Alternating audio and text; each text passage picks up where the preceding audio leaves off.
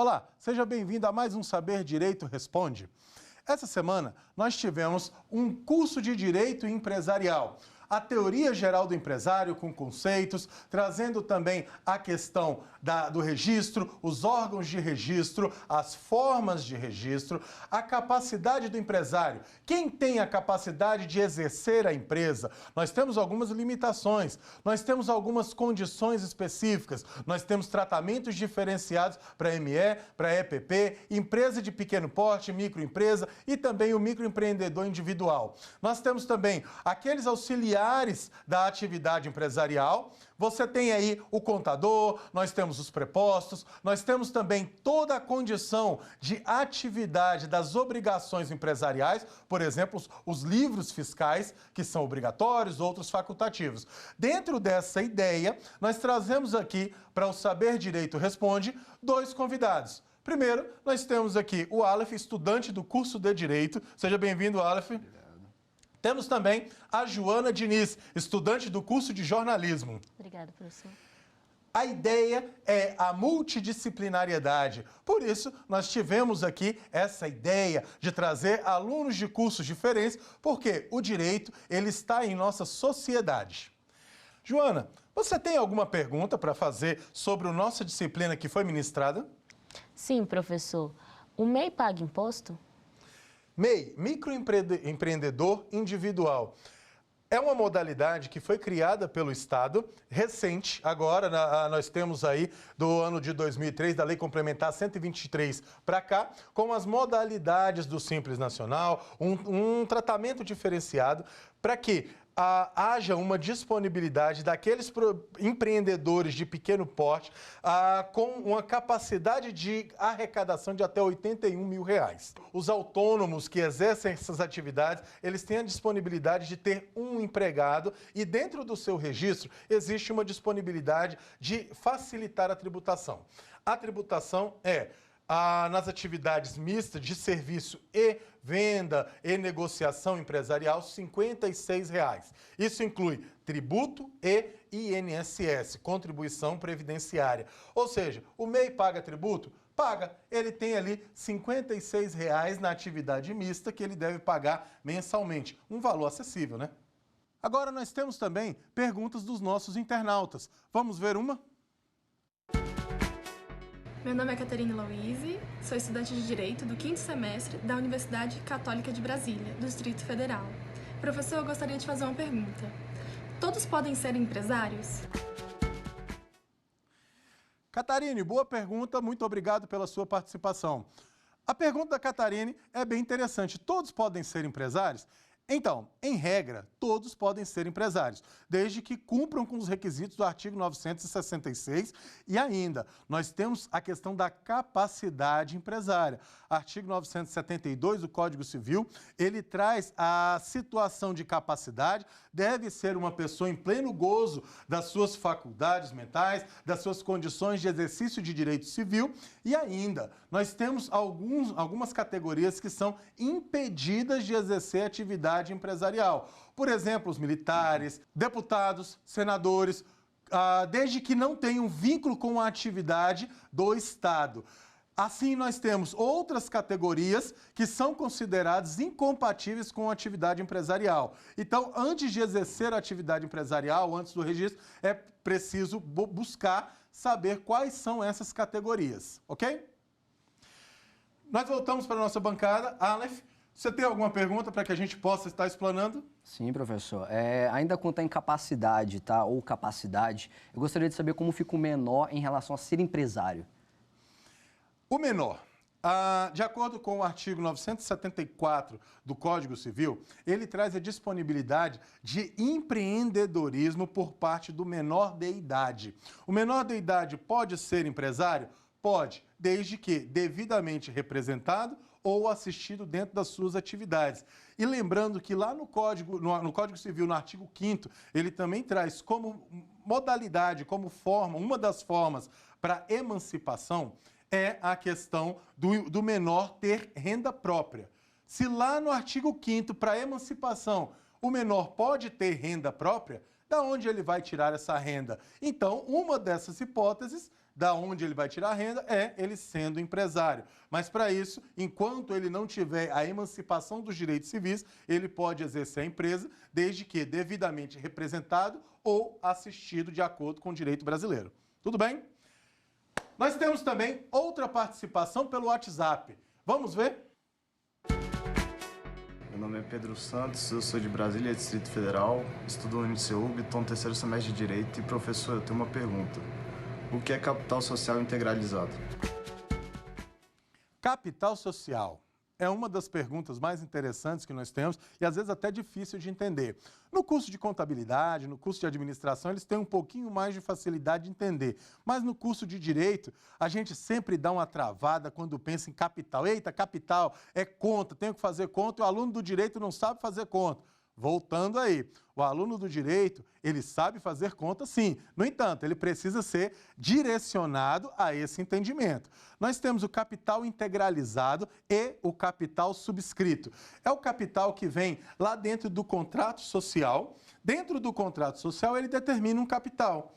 O capital subscrito é aquele que está meramente, formalmente descrito no contrato. Cada uma das partes, o empresário ou os sócios, vão disponibilizar aquele valor específico que vai compor o capital da sociedade ou da empresa. Capital integralizado é o capital que efetivamente foi colocado à disposição da sociedade ou da empresa. Aquele dinheiro, aquele capital que ele está à disposição. Não necessariamente dinheiro. Também nós temos bens com valor econômico com essa possibilidade, ok? Nós temos mais uma pergunta. Vamos convidar a Joana para fazer mais uma pergunta para nós. Professor, em direito empresarial, o que é o princípio da veracidade? O princípio da veracidade, ele traz a básica verdade, ou como diríamos aí em um pleonasmo muito praticado, a verdade verdadeira. O princípio da veracidade, ele traz basicamente a realidade, que o nome deve estar vinculado à atividade empresarial do qual se exerce. O nome deve ser praticado de acordo com o objeto da atuação empresarial. E isso é uma das realidades que nós sempre buscamos. É necessário que você tenha a realidade daquilo que você faz com a documentação daquilo que está documentado, daquilo que está descrito no texto legal. Ok? Vou trazer mais uma pergunta do Aleph para que nós possamos discutir um pouco mais o direito. Professor, como é que a gente diferencia MEI, ME e EPP? A diferenciação de MEI, ME e EPP é uma pergunta interessante porque hoje grande parte dos empregos que têm sido gerados, novas vagas de emprego para a atuação, para a geração da riqueza, da atividade econômica do Brasil, vem dessas três modalidades. O MEI, ele é um microempreendedor individual. Ele é uma categoria de menor potencial, mas nem por isso ele é de menor importância. O MEI é um profissional, um autônomo, que tem a sua atuação mais simples, com uma remuneração, com uma arrecadação de R$ 81 mil ano.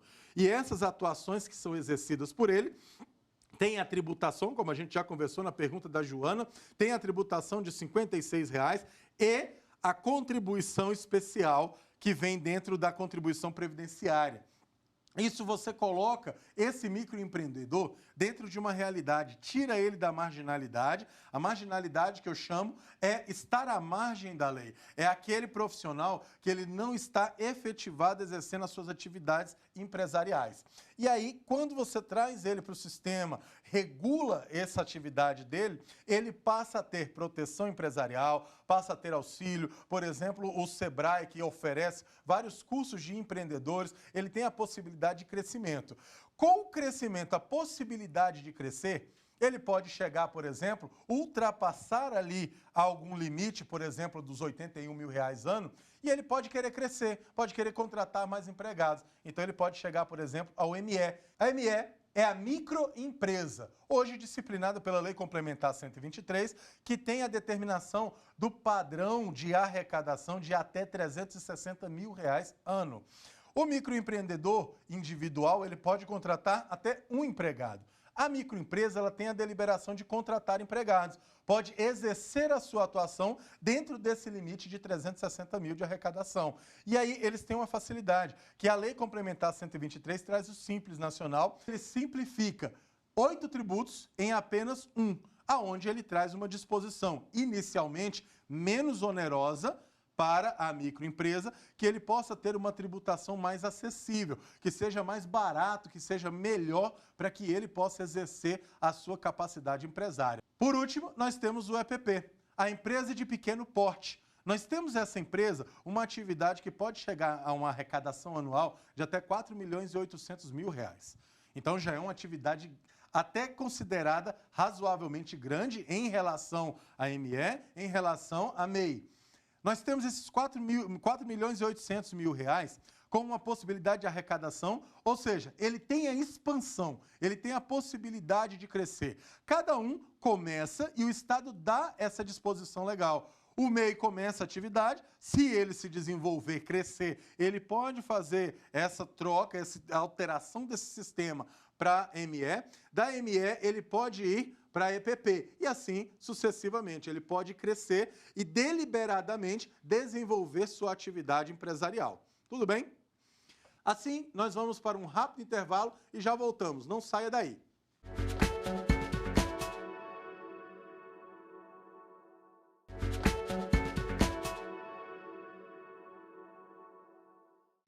Voltamos ao nosso Saber Direito Responde. Dando continuidade agora às perguntas, convido agora o aluno Aleph para poder fazer mais uma pergunta. Professor, como eu faço para registrar a ME, a MEI e a EPP? O registro de ME, MEI e EPP. MEI, ele tem um registro muito simples. Ele vai diretamente no sistema, na internet, no site da Receita. Tem lá o portal do empreendedor. A pessoa precisa unicamente do seu CPF e título de eleitor para poder fazer o registro. Lembrando, o MEI, para que ele seja feito, não pode haver vinculação do CPF com outro CNPJ. O MEI precisa ter só aquela modalidade. Ele não pode ter essa vinculação. Então, em algumas horas, você já tem o acesso, inclusive, do seu CNPJ como MEI. E aí, isso daí o Estado faz para que seja facilitado o acesso para todas as pessoas. Você tem uma disposição de que o Estado quer trazer essas pessoas para que elas tenham acesso ao sistema, que tenham acesso à proteção empresarial da legislação e, principalmente, que elas tenham a prerrogativa de crescimento. Nessa prerrogativa de crescimento, é interesse do Estado protegê-las dentro da legislação. O MEI e o EPP, o registro deve ser feito na junta comercial. E como o registro da junta comercial hoje já tem sido autuado com o sistema eletrônico, com as assinaturas eletrônicas, ela vai por meio do contador no registro da atuação com o contador e a junta comercial, já de forma direta entre esses membros aí, esse auxiliar que é o contador tão valioso para a atividade empresarial. Agora nós vamos para mais uma pergunta dos nossos internautas. Vamos lá? Professor, quanto às formas de registro, qual a diferença entre matrícula e arquivamento? Quanto às formas de registro, nós temos a matrícula e o arquivamento. A matrícula ela serve mais para auxiliares, para aqueles que auxiliam na atividade empresarial. Como, por exemplo, uma das atividades bastante utilizadas são os tradutores juramentados. Nós precisamos de tradutores juramentados e eles têm uma matrícula, um registro na junta comercial para que demonstre a capacidade técnica deles e que se tenha toda a informação necessária que nós precisamos, né, desses profissionais que vão auxiliar o nosso trabalho. Outro muito prático, muito comum de ver de registro é o leiloeiro. Hoje nós temos diversos leilões que são feitos, por exemplo, nos produtos que são apreendidos de busca e apreensão pelo TJ, e aí o TJ precisa fazer o leilão.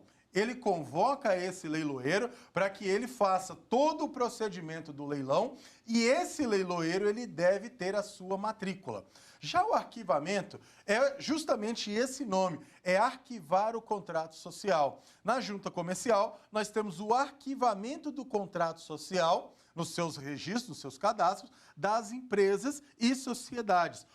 Como é um documento, como é uma atuação pública, todos podem ter acesso a essa documentação, eles ficam em registros acessíveis. Então, até pouco tempo atrás, nós tínhamos esse registro feito em documento em papel. Agora nós temos esse registro sempre feito de maneira eletrônica. Isso facilita bastante, isso traz uma modalidade bastante interessante. Esse registro que feito por modalidade de arquivamento, vem, por exemplo, das empresas e das sociedades empresárias para exercer esse papel de proteção do contrato social e também para publicidade, para atuação profissional dessa organização. Tudo bem? Joana, tem mais alguma pergunta que a gente possa resolver? Professor, eu gostaria de saber se os nomes empresariais podem ser igual, assim como acontece com os nomes naturais. Nome empresarial. Nós temos algumas modalidades de nomes. Por exemplo, firma ou razão social e a denominação. Dentro desses nomes, a gente tem, por exemplo, o princípio da novidade. A gente precisa ter um nome que seja diferenciado. Hoje, na vida real, se você for procurar o Raimundo Nonato da Silva, quantos será que existem no Brasil? Então, eles são chamados homônimos. Dentro do direito empresarial, isso não é permitido. Nós precisamos respeitar os nomes empresariais, nós precisamos respeitar a novidade, principalmente porque esse nome, ele é responsável, ele traz toda a responsabilidade civil, responsabilidade administrativa e, dependendo da situação, até a responsabilidade penal. Então, nós precisamos ter uma estrutura onde o nome ele tenha uma classificação e uma proteção. Na hora de abrir a empresa no sistema, nós temos como fazer uma consulta. Você faz uma consulta com o seu nome para saber se aquele nome já foi utilizado. E daí criar algum dispositivo que a gente possa modificar. Assim como a gente viu nas aulas, existem várias situações para se alterar os nomes. Por exemplo, nós podemos utilizar as abreviações, nós podemos utilizar siglas, algo que traga uma realidade e uma novidade nos nomes. Lembrando que os nomes, eles são particulares, os nomes têm uma proteção e o nome empresarial, ele não está sujeito a penhora, tá? Essa é uma das novidades aí que nós temos. O nome, ele não pode ser penhorado. Tudo bem? Obrigada. Vamos mais a uma pergunta aí dos nossos amigos internautas. O que é a teoria dos atos de comércio? A teoria dos atos de comércio é o início do direito empresarial, ainda com a nomenclatura ali da lex mercatória, do direito mercantil, da atividade de mercância. Nós temos esse início, essa estrutura inicial do direito comercial, aonde ele trazia, só pode ser comerciante aquele que exercer uma atividade prevista em lei. Só pode exercer o comércio aquele que cumprir os requisitos para a atividade do comércio. E, para isso, existem as condições das corporações de ofício, as pessoas que dominavam a atividade comercial. Por exemplo, as mais comuns, nós temos o açougueiro, nós temos o barbeiro, sapateiro. Eram atividades que eram passadas geralmente de pai para filho. Então, outra pessoa de fora dessa realidade não conseguiria ter acesso. Então, a teoria dos atos de comércio, ela trazia essa simplificação e ela não abria para todos. Era uma forma ali de segurar um pouco a estrutura, a proteção do comércio. Logo, em 2002, vem o Código Civil, acaba com a teoria dos atos de comércio e dá início a uma nova realidade, que é a teoria da empresa, onde todos podem exercer a empresa, desde que cumpridos os requisitos básicos. Aleph, nós podemos fazer mais alguma pergunta? Nós podemos conversar mais um pouco? Professor, muito se foi falado até agora sobre o registro de pessoa jurídica nacional, mas como é feito o registro de PJ estrangeira aqui no Brasil? Nós temos no Brasil uma limitação aonde as empresas internacionais, elas precisam de autorização do executivo para poderem exercer a sua atividade no Brasil. A questão se dá por segurança. Onde você tem um capital estritamente estrangeiro, o capital composto, toda a sua estrutura composta no exterior, nós temos uma limitação. Imagina uma empresa que vem para o Brasil, com sede no exterior, com capital no exterior, para exercer atividade aqui no Brasil. Caso ela não tenha uma autorização do Poder Executivo, imagina se ela criar alguma indisposição, se ela violar alguma lei, se ela praticar algum dano. Qual que é a responsabilidade que vai ser aplicada? Quais são as garantias que nós temos dessa condição, dessa atuação? Daí, o Estado tem essa prerrogativa de deliberar quais as empresas de atuação internacional podem atuar no Brasil. Isso sempre de interesse do Estado. Então, a regra para uma empresa que está no exterior e quer montar uma sede, que quer montar uma filial aqui no Brasil, ela tem que montar como se fosse abrir a sua empresa aqui no Brasil. Nós temos que ter uma sede aqui no Brasil. Nós temos, por exemplo, algumas marcas que vêm do exterior para cá, ela tem a sede administrativa no Brasil, tem o capital do Brasil. E isso daí é uma das modalidades que nós temos para proteger o sistema, tanto o sistema econômico quanto o sistema empresarial brasileiro. Nós temos mais perguntas dos nossos internautas. Vamos ouvir, vamos discutir mais um pouquinho. O Eireli tem personalidade jurídica? O Eireli vem com uma personalidade jurídica, sim, vem com o artigo 980-A do nosso Código Civil, que ele traz que o Eireli é o empresário individual de responsabilidade limitada. É uma inovação, vem ali a lei de 2012 para cá, é uma inovação, vem sendo melhorada a sua abrangência cada vez mais, isso levando em consideração que existem várias situações de empresários que não têm interesse em fazer sociedade. Então, eles trabalham querem trabalhar individualizados. Mas até 2012 não havia essa possibilidade. Todo empresário individual, ele tinha responsabilidade ilimitada. Ou seja, como a gente falou nas aulas, na responsabilidade ilimitada, ele vai ter uma responsabilização recaindo sobre o patrimônio pessoal e o patrimônio social, o capital social. Com a criação do Eireli, ele tem a personalidade jurídica, a capacidade empresária, cumprindo os requisitos lá do 980-A, ele vai poder exercer a sua atividade empresarial, ter a sua responsabilidade, ter toda a sua proteção e ainda ele tem a capacidade, caso seja necessário, caso tenha interesse, em se transformar. Existe a possibilidade de transformação do Eireli para a sociedade limitada ou até a sociedade anônima. Vai depender do interesse. Por quê? Acontece do Eireli começar sozinho, ter sucesso e no futuro ele ter o interesse de se reunir, juntar outra sociedade, juntar outra empresa, então ele tem a possibilidade de se transformar, por exemplo, numa limitada.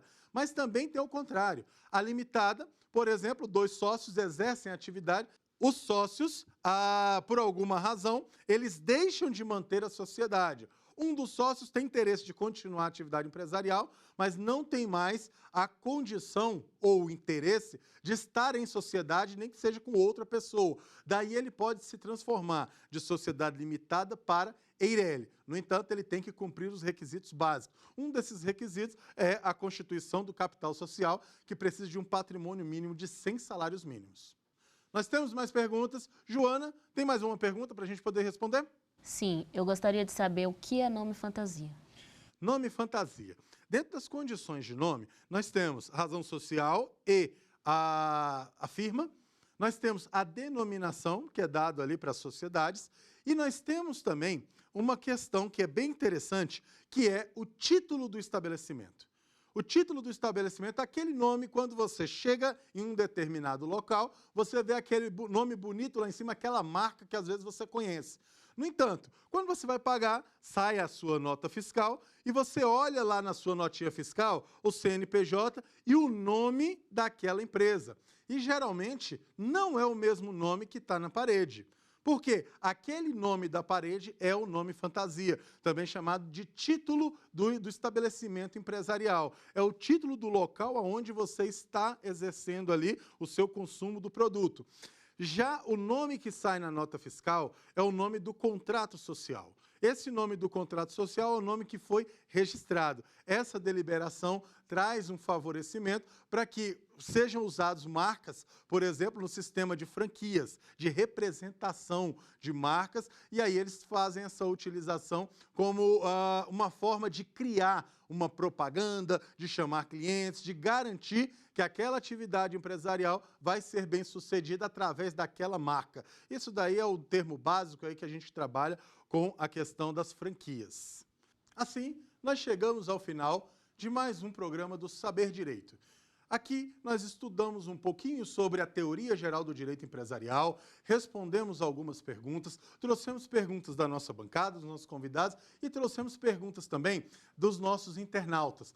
Algo extremamente valoroso para o conhecimento dos alunos, dos profissionais que estão se desenvolvendo e estão tendo uma oportunidade de conhecer talvez uma das áreas do direito que mais cresce. Hoje, o direito empresarial, junto com o direito internacional e junto com o direito tributário, formam uma estrutura muito sólida para a atuação do profissional em direito, onde ele pode trabalhar com o sistema empresarial, com o sistema de importação, exportação e também na questão de tributação, a tributação ideal das modalidades empresariais. É um sistema bastante interessante para se trabalhar com consultorias, com assessoria. Então, o Saber Direito trouxe essa semana para você um pouco sobre a teoria geral do direito empresarial. Espero que tenham gostado e nós ficamos à sua disposição. Grande abraço, tudo de bom! Quer dar uma sugestão de tema para os cursos do Saber Direito? Então mande um e-mail para saberdireito@stf.jus.br ou entre em contato pelo nosso WhatsApp. O número é esse que aparece na sua tela. Você também pode estudar pela internet. Basta acessar o site tvjustiça.jus.br ou rever as aulas no canal da TV no YouTube, TV Justiça Oficial.